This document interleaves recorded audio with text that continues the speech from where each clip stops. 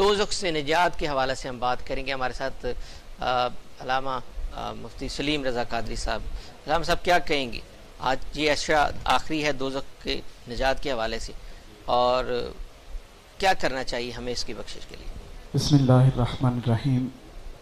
سب سے پہلے میں جناب محترم ذوالفقار بھائی فریدی صاحب آپ کا شکریہ ادا کرنا چاہوں گا، اور آپ کے اس چینل کی پوری انتظامیہ کا، آپ کے اسپیشلی اس پروگرام کی انتظامیہ کا شکریہ ادا کرنا چاہوں گا، جنہوں نے مجھے موقع دیا. اور میں کافی دنوں سے دیکھ رہا تھا کہ کبھی اس خوبصورت محفل میں مجھے بھی جانے کا اتفاق ہوگا، تو الحمدللہ آج اللہ پاک نے وہ موقع عطا فرمایا ہے.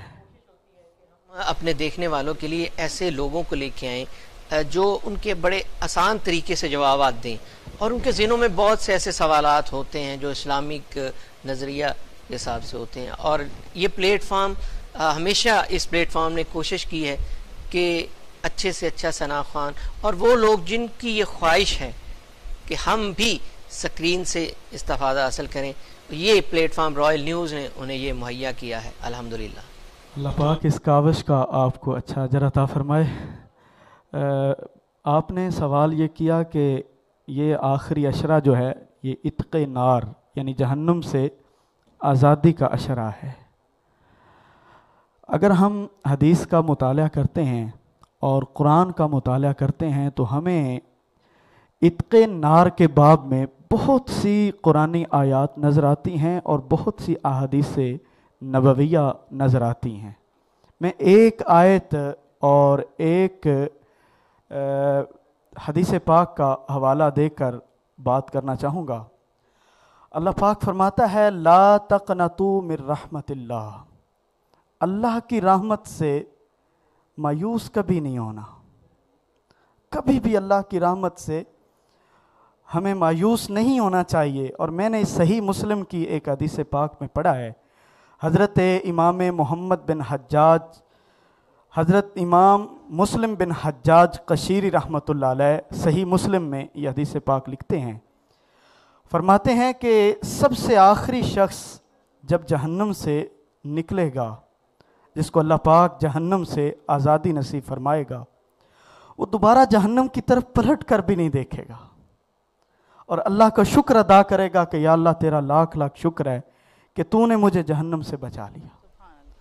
ذوالفقار بھائی حدیث پاک کے الفاظ ہیں، نبی کریم صلی اللہ تعالیٰ علیہ وسلم فرماتے ہیں کہ وہ بندہ جب سامنے دیکھے گا تو اس کو ایک گھنا سایہ دار درخت نظر آئے گا. اللہ پاک کی بارگاہ میں عرض کرے گا کہ مالک اگر میں اس درخت کے سائے کے نیچے چلا جاؤں تو تیری رحمت سے کیا کم ہوتا ہے. مالک اگر مجھے جہنم سے نکال کے یہاں تک تو لے آیا ہے تو اگر میں اس درخت کے سائے کے نیچے چلا جاؤں تو تیری رحمت کے کیا کہنے. اللہ پاک فرمائے گا کہ جا بندے اس درخت کے نیچے چلا جا. اب وہ بندہ اس درخت کے نیچے چلا جاتا ہے. پھر کچھ دیر عہد و پیمان کے ساتھ بندہ اللہ سے وعدہ کرتا ہے کہ مالک اب اس کے علاوہ میں تجھ سے سوال نہیں کروں گا. لیکن جب دوسرا درخت پہلے درخت سے زیادہ سایہ دار دیکھتا ہے تو پھر مالک کی بارگاہ میں عرض کرتا ہے کہ یا اللہ اب اس درخت کے سائے کے نیچے مجھے پہنچا دے. اگر تو نے مجھے وہاں پہ پہنچا دیا تو اس کے بعد کچھ نہیں مانگوں گا. تو اللہ پاک فرمائے گا اے بندے پہلے بھی تو نے یہی وعدہ کیا تھا. اللہ پاک فرمائے گا کہ بندے جا میں نے تجھے اس درخت کے نیچے جانے کی اجازت دی. وہ بندہ دوسرے درخت کے نیچے چلا جائے گا اور پھر وہاں پر اتنی دیر رہے گا جتنی دیر خالق کائنات چاہے گا. پھر ایک تیسرا درخت ظاہر ہوگا جو پہلے دونوں درختوں سے زیادہ گھنا ہوگا، سایہ دار ہوگا، خوبصورت ہوگا اور اونچا ہوگا. وہ بندہ اللہ کی بارگاہ میں عرض کرے گا کہ مالک اگر تو جہنم سے نکال کے یہاں تک لے آیا ہے تو اگر وہ سامنے والا درخت اس کے نیچے میں چلا جاؤں تو تیری رحمت میں کیا کمی ہے. اللہ پاک فرمائے گا کہ اے بندے تو نے وعدہ نہیں کیا تھا کہ میں اور کچھ نہیں مانگوں گا. تو بندہ عرض کرے گا کہ مالک وعدہ تو کیا تھا لیکن وہاں تک پہنچا دے، اس کے بعد اور کوئی تجھ سے کوئی سوال نہیں کروں گا، کچھ نہیں مانگوں گا. اللہ پاک فرمائے گا جا بندے تو اس درخت کے نیچے چلا جا. اب وہ درخت جنت کے دروازے کے قریب ہوگا, جنت کے درخت کے قریب ہوگا. اب جب اس درخت کے نیچے جائے گا تو جنتیوں کی آوازیں سنے گا. قبلہ ذوالفقار بھائی, جنتیوں کی آوازیں سنے گا. صحیح مسلم کی حدیث ہے, جب جنتیوں کی آوازیں سنے گا, یہاں دنیا کے جو جنتی احباب ہیں حضور کے ثنا خواں, ان کی آوازیں اتنی خوبصورت ہوتی ہیں کہ اگر ان کو کوئی سنتا ہے تو سنتا ہی رہ جاتا ہے. تو جو حقیقی معنوں میں جنت میں جا چکے ہوں گے ان کی آوازیں کتنی خوبصورت ہوں گی. جب وہ جنتیوں کی آوازیں سنے گا تو مالک کی بارگاہ میں عرض کرے گا, یا اللہ اگر اندر چلا جاؤں تو تیری رحمت سے کیا گھٹتا ہے. اللہ پاک فرمائے گا, بندے تو نے تو وعدہ کیا تھا کہ اور کچھ نہیں مانگوں گا. اللہ پاک فرمائے گا, اے بندے جا, میں نے تجھے دنیا اور دنیا سے بھی دگنی جنت عطا فرما دی. اللہ پاک فرمائے گا کہ اے بندے تجھے جنت سے, دنیا سے ڈبل میں نے جنت دے دی. وہ بندہ عرض کرے گا, اتستہزئ منی وانت رب العالمین, یا اللہ تو رب العالمین ہو کر مجھ گناہ گار سے مذاق کر رہا ہے. میں تو جہنم سے نکلا ہوں, یہاں تک پہنچ گیا, اب دنیا کی مثل اور دنیا سے بھی بڑی مجھے جنت مل رہی ہے. اللہ پاک فرمائے گا, اے بندے میں رب العالمین ہوں, میری شان نہیں کہ میں تجھ سے مذاق کروں, جا میں نے تجھے جنت عطا فرما دی ہے. سلیم بھائی, آپ نے بہت خوبصورت الفاظ میں لا تقنطوا من رحمت اللہ کے جو ہے وہ تشریح بیان کی, لیکن یہاں پہ آخری عشرے میں مختلف لوگوں کے, ہمارے, میرے بشمول میرے بھی, ایک کویسچن مائنڈ میں چل رہا ہوتا ہے کہ جیسے اللہ تبارک و تعالیٰ نے فرمایا کہ یہ جو آخری عشرہ ہے یہ دوزخ کی آگ سے نجات کا عشرہ ہے, تو کون سے ایسے مخصوص اعمال ہیں, کون سی ایسی عبادات ہیں, اور کیا عمل ہمیں آپ چھوٹی سی ذرا جو ہے وہ مختصر کر کے ہمیں پلیز بتا سکتے ہیں کہ کون سے اعمال جن سے ہمیں قرآن و سنت کی روشنی میں یہ پتہ چلے کہ ان اعمال کو اپنا کے ہم دوزخ کی آگ سے نجات حاصل کر سکتے ہیں. ماشاءاللہ آپ کا کوشچن بہت اچھا ہے کہ وہ کون سے اعمال ہیں جن کو اپنا کے ہم اپنے مالک کو راضی کر کے جہنم سے آزادی کا. خاص عبادات کون سی ہیں جو آپ ایڈوائز کرنا چاہیں گے؟ اس عشرے کی عبادات کے حوالے سے میں حدیث پاک کا حوالہ دے کر ہی عرض کرنا چاہوں گا. اس عشرے کے اندر اللہ پاک نے ایک ایسی رات رکھی ہے جس رات کو اگر ہم حاصل کریں, اس عشرے کی تاک راتوں میں سے ایک رات ہے وہ, جس رات میں ہم اگر اللہ پاک کی عبادت کریں تو حدیث پاک ہے, نبی کریم صلی اللہ علیہ وسلم فرماتے ہیں کہ اللہ پاک اس بندے کو 2 عمرے اور 2 حج کے برابر ثواب عطا فرما دیتا ہے. سبحان اللہ, سبحان. تو ہم اس تاک رات کو تلاش کریں, قرآن پاک کی تلاوت کریں, اپنے مالک کی عبادت کریں. حدیث پاک ہے, حضرت ابو سعید خدری رضی اللہ تعالیٰ عنہ حدیث کے راوی ہیں, حضور فرماتے ہیں کہ اللہ پاک اس بندے سے بہت خوش ہوتا ہے اور وہ بندہ جہنم اور قیامت کی ہولناکیوں سے محفوظ رہتا ہے جو اپنے مالک کو, اگر وہ کسی کا تابع ہو کر زندگی گزار رہا ہے, اگر وہ کسی کے وہ نیچے کام کر کے زندگی گزار رہا ہے, تو اپنے مالک, اس مالک کو بھی خوش رکھے اور مالک کائنات کو بھی خوش رکھے. ٹھیک.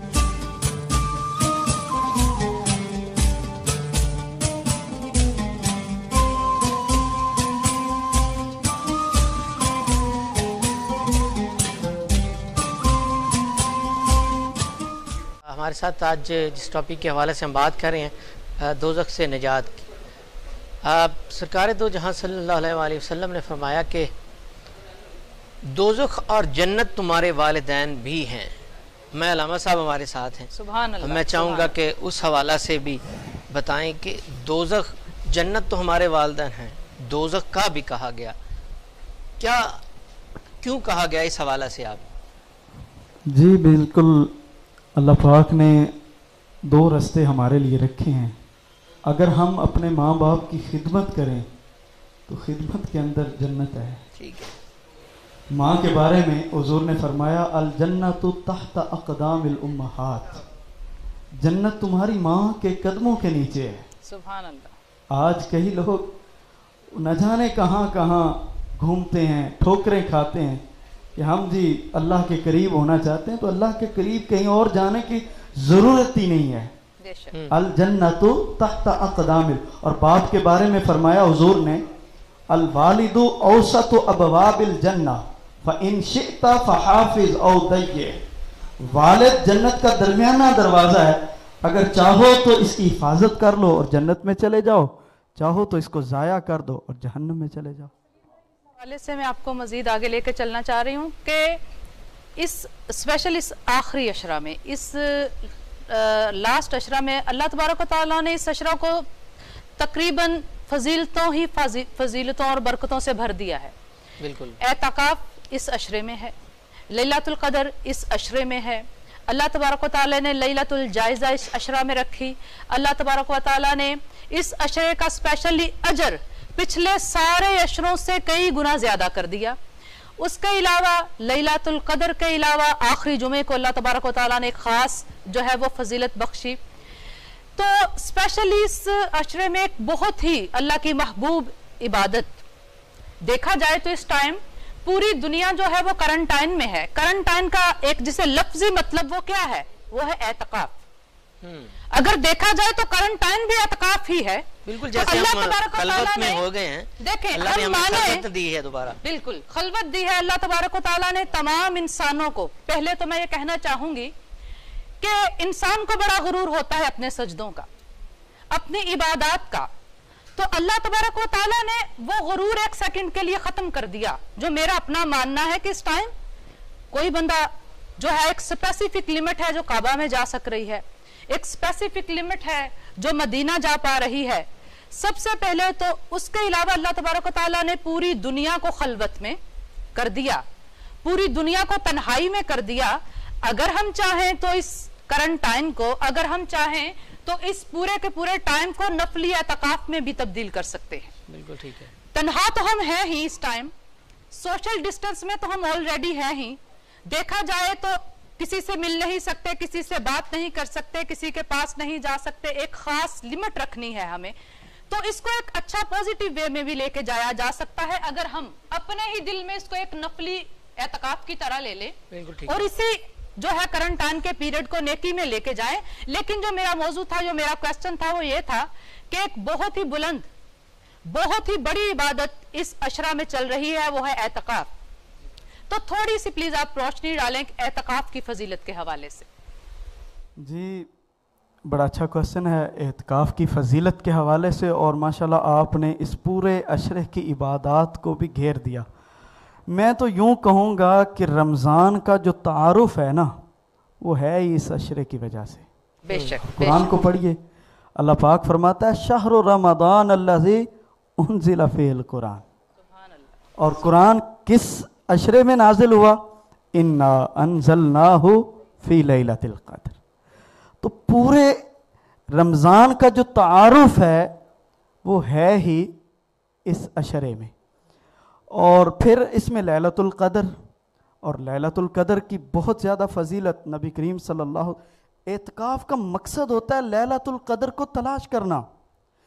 میں حدیث پاک سناتا ہوں. نبی کریم صلی اللہ تعالیٰ علیہ وسلم کے سامنے ایک مرتبہ حضرت یعقوب علیہ السلام کا ذکر ہوا، حضرت زکریا علیہ السلام کا ذکر ہوا، اور دیگر انبیاء کا ذکر ہوا جنہوں نے 80 سال اللہ کی عبادت کی اور پلک تک نہ جھپکی.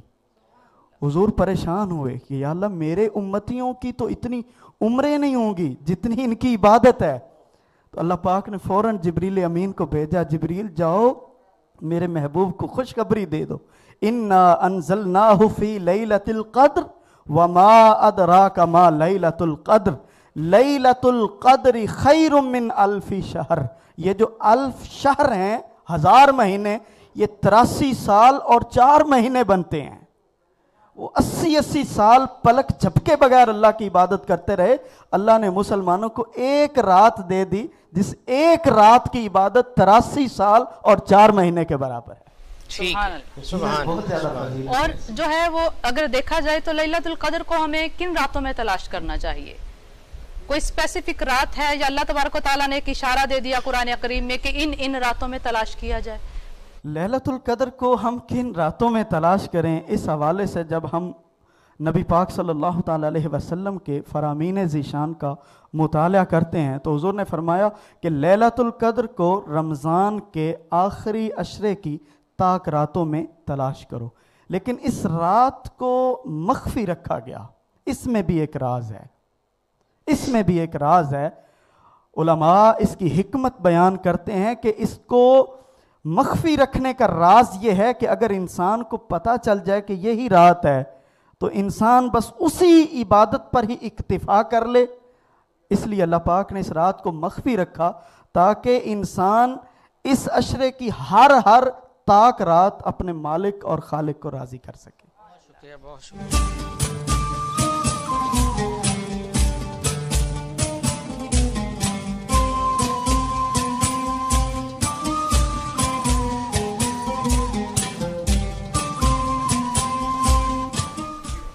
ہمارے ساتھ مفتی سلیم رضا قادری صاحب ہیں۔ میں چاہوں گا کہ لیلۃ القدر کے حوالہ سے بھی ہمارے ناظرین کو بتائیں کہ وہ طاق رات تو ہم نے ڈھونڈنی ہے اور وہ چھپا کے رکھی گئی ہے، وہ چھپا کے کیوں رکھی گئی ہے، اس میں کیا راز ہے، ہمارے ناظرین کو ذرا بتائیں۔ جی میں پہلے بھی اس حوالے سے تھوڑا سا اشارہ دے چکا ہوں کہ رمضان کے آخری عشرے کی طاق راتوں میں لیلۃ القدر کو چھپا کے رکھا۔ اس میں بہت سی حکمتیں علماء نے بیان کی ہیں، اور اگر ہم اس کو طریقت کی نظر سے دیکھیں تو اصحاب طریقت جو ہوتے ہیں اور اصحاب معرفت، وہ علیحدگی میں، تنہائی میں بیٹھ کر وہ اپنے رب کو تلاش کرتے ہیں۔ کبھی وہ جنگل کی طرف جاتے ہیں، کبھی وہ دریا کنارے جاتے ہیں، لیکن اعتکاف میں اللہ پاک وہ مسلمان جو اعتکاف کرتا ہے اس کو یہ موقع عطا فرما دیتا ہے کہ وہ علیحدگی میں بیٹھے اور علیحدگی میں بیٹھ کر اپنے مالک کا ذکر کرے اور محسوس کرے کہ اے مالک، آج اس جگہ پر تو مجھے دیکھ رہا ہے اور میں تیرا بندہ گناہگار تیرا ذکر کر رہا ہوں، تو اے مالک و مولا، میں تیری بارگاہ میں حاضر ہو گیا ہوں، تو مجھے معاف کر دے۔ تو دوستان محترم، احباب، ناظرین کرام، مخفی رکھنے میں یہ بھی راز ہے کہ ہم ہر وقت اسی معرفت کی تلاش میں رہیں۔ سلیم بھائی، جیسا کہ رمضان کے یہ آخری لمحے ہیں، آخری ساعتیں ہیں، تو بہت سارے ایسے لوگ بھی ہیں جو ابھی تک عبادات سے محروم رہ گئے، یا بعد میں خیال آیا، یا کچھ بیمار تھے وہ ابھی شفا یاب ہوئے، تو کچھ ایسے لوگ ہیں جن کے دلوں میں ندامت شروع ہو گئی۔ تو اللہ تبارک و تعالیٰ کے، جیسے آپ نے فرمایا ابھی کہ اللہ تبارک و تعالیٰ کا ارشاد ہے لا تقنطوا من رحمت اللہ، اے بندے کبھی میری رحمت سے مایوس مت ہونا۔ تو اس کا اللہ تبارک و تعالیٰ نے انڈائریکٹلی یہ پیغام بھی دے دیا کہ کبھی بھی مت ہونا، کبھی یہ مت سمجھنا کہ تو لیٹ ہو گیا، کبھی یہ مت سمجھنا کہ تیرے لیے دروازہ بند ہو گیا، یا کبھی یہ مت سمجھنا کہ وقت گزر گیا۔ جب تک اللہ تبارک و تعالیٰ قیامت برپا نہیں کریں گے تب تک توبہ کے دروازے ہر بندے پر کھلے رہیں گے 24 گھنٹے۔ اور اللہ تبارک و تعالیٰ کے ارشاد ہے کہ واحد توبہ کا دروازہ ایسا ہے کہ میں جلال میں، غصے میں، غضب میں کچھ بھی بند کر سکتا ہوں واحد توبہ کے دروازے کے علاوہ۔ تو اس ٹائم ان خاص لوگوں کے لیے، ہمارے لیے جو ہم عبادات نہیں کر پائے یا بھی خیال آیا، تو قرآن و حدیث کی روشنی کے میں کیا احکامات ہیں کہ جو لیٹ ہو گئے کیا وہ ابھی سے جوائن کر سکتے ہیں، جو لیٹ ہو گئے کیا وہ ابھی سے، جیسے کہ ایک بڑا ہی خوبصورت شعر ہے کہ پوری دنیا سے ہی وحشت ہو گئی، پوری دنیا سے ہی وحشت ہو گئی، اب تو آجا، اب تو خلوت ہو گئی۔ تو اللہ تبارک و تعالیٰ نے ٹائم بھی دے دیا، چانس بھی دے دیا، وقت بھی دے دیا، ساری دنیا پہ پابندی لگا کے تنہائی بھی دے دی، اور اللہ تبارک و تعالیٰ نے اپنی طاقت کے بل بوتے پر اپنے ایک حکم، اللہ تبارک و تعالیٰ نو ڈاؤٹ کن کہتے ہیں فیکون ہو جاتا ہے۔ تو اللہ تعالیٰ نے بیسکلی انڈائریکٹلی انسان کو اپنے قریب کر لیا۔ یہ وہ پیریڈ چل رہا ہے جہاں ہر بندہ عبادت کرنا چاہ رہا ہے، ہر بندہ اللہ کے قریب ہونا چاہ رہا ہے، توبہ استغفار کی شدت ہے، خیرات کی شدت ہے، ہر بندہ جو ہے وہ زیادہ سے زیادہ جو ہے وہ اللہ کے رستے کو ترجیح دے رہا ہے۔ تو قرآن و حدیث کی روشنی میں جو لوگ ابھی تک لیٹ ہو گئے، جو لوگ ابھی تک عبادات میں شمولیت اختیار نہیں کر سکے، تو ان کے لیے کیا احکامات ہیں؟ جی بالکل، جو لوگ ابھی تک توبہ نہیں کر سکے اور ان کے دل میں اب خیال آ رہا ہے کہ اس مالک کو میں بھی راضی کر لوں، جب ساری دنیا اس مالک کو راضی کرنا چاہ رہی ہے؟ تو اس کے بارے میں نبی پاک فرماتے ہیں دمعۃ العاصی تطفئ غضب ربی، گناہ گار کا ایک آنسو جو ہے وہ میرے رب کے غضب کو ٹھنڈا کر سکتا ہے۔ بس ہم اس مالک کی بارگاہ میں جائیں تو صحیح، وہ مالک تو ہمیں کہتا ہے فاذکرونی اذکرکم، اے بندے تو مجھے یاد کرنا، تو مجھے یاد کر، میں فوراً تجھے یاد کروں گا۔ اجیب دعوت الداعی اذا دعان، پکارنے والے کی پکار کو مالک فوراً سن لیتا ہے جب بھی پکارتا ہے پکارنے والا، لیکن شرط یہ ہے، اللہ پاک توبہ کی ایک شرط بیان کرتا ہے، یا ایھا الذین آمنوا توبوا الی اللہ توبۃ نصوحا، اے ایمان والو توبہ کرو، لیکن توبہ نصوح ہونی چاہیے۔ مولا علی رضی اللہ تعالیٰ عنہ سے پوچھا گیا کہ حضرت یہ توبۃ نصوحا کیا ہے؟ تو آپ نے فرمایا کہ توبۃ نصوحا یہ ہے کہ انسان ایسی توبہ کرے، ایسی توبہ کرے کہ دوبارہ گناہ کی طرف پلٹ کر کبھی دیکھے بھی نہ۔ مولا علی کے جو الفاظ تھے، اگر وہ الفاظ میں یہاں پہ دہراؤں تو بڑے مشکل ہو جائیں گے ان کو سمجھانا، لیکن ان کا نتیجہ اور ان کا مفہوم یہی ہے۔ مولا علی جو باب مدینۃ العلم ہیں، علم کے شہر کے دروازہ ہیں، جن کی فہم قرآن اور قرآن کو سمجھنے کی طاقت اور استطاعت ہم سب سے زیادہ ہے، وہ کہتے ہیں کہ توبۃ نصوحا یہ ہے کہ انسان ایسی توبہ کرے کہ دوبارہ گناہ کی طرف پلٹ کر نہ دیکھے۔ اگر ایسی توبہ کرے گا تو یقیناً مالک تو معاف کرنے والا۔